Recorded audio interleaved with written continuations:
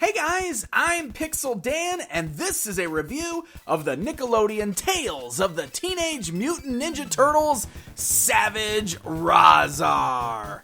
That's right, I am continuing my finishing up of the 2012 TMNT figure series with all of those wacky repaints that came out right at the end of the line, where they basically just re-released a bunch of older figures with new paint deco and some wacky new names in some instances, like right here with Rhazar, where we've got this now neon green version who's Savage Rhazar, I guess. So we're going to take a closer look at him. So he does come on that same style Tales of the Teenage Mutant Ninja Turtles blister card packaging that fit right in with that last season of the TMNT TV series for the 2012 lineup. And on the back side there, we do have a bio up at the top with an image of Rhazar from the series. And as you can see, there's no neon green anywhere on him in the series. That's just something wacky they did with the figure here. And then there's our cross-sell for stuff that was available up through the very end of the line. So let's go ahead and open up our Savage Rhazar and get a closer look at him. Alright, so here he is, the very, very, very Savage Rhazar. He's exactly the same figure that we got a long time ago in the line with the regular release of Rhazar, and as far as I can tell, the only difference here is that all of the bone pieces are now painted this neon green instead of that more bone-like color.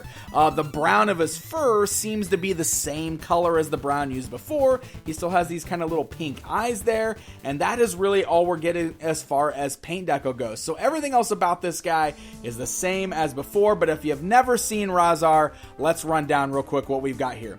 So articulation-wise, you can't do anything with the head. This is all part of the sculpt up here with the way they got the fur and everything. So unfortunately, he cannot look left and right, aside from turning his body at the waist left and right.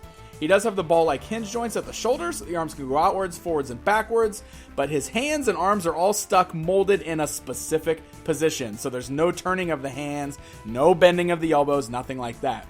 And it's the same way with the legs. You got those hinge-like joints at the thighs, so legs can kind of go outwards, forwards, and backwards, but there's not a whole lot of use for that because his legs are molded in this really wacky stance. And this was one of my gripes with the first release of Rhazar. The sculpt just doesn't really lend itself very well to like the very thin design there of like his very bony body. And there's only one way you can stand him, and it just looks awkward, and honestly, it's kind of hard to balance sometimes. So that's just one of those things that really carried over to this new version of Rhazar. Also, the toenails still left unpainted. They're not bright green like all of the other exposed bone pieces. They're the same color as his dark brown fur.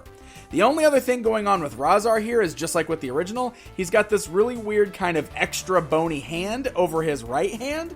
As you can see, it's like a giant bone hand that goes over the regular hand with this kind of longer piece that goes into a slot. This is meant to be kind of one of those flick missiles. And what I mean by that is if you flick the back of it, it's supposed to kind of shoot it out. The problem is this is made of such a gummy, bendable plastic that it really kind of gets stuck in here. As you can see, it's not... Missiles need to be like straight and much more rigid, and since this is so flexible and gummy, it doesn't really work the way it should. It actually is very hard to get it to kind of fire out. Let me see if I can even get it to... Yeah, I can't get it at all here.